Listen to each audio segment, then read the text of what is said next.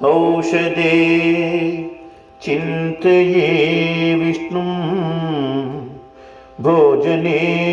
च जनार्दनं शयने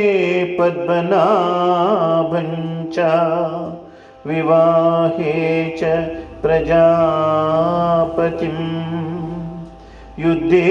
चक्रधरं देवं प्रवासे च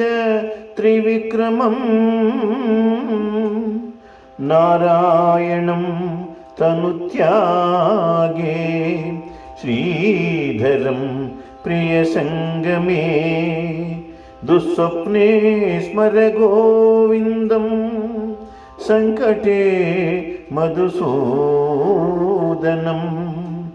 कानने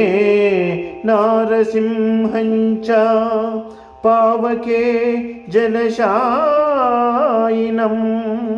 जलमध्ये वराहं च पर्वते रघुनन्दनं गमने वामनं चैव सर्वकार्येषु माधवं षोडशैतानि नामानि प्रातरुत्थाय यः पठेत् सर्वपाप विनिर्मुक्तो विष्णुलोके महीयते सर्वपाप विनिर्मुक्तो विष्णुलोके महीयते।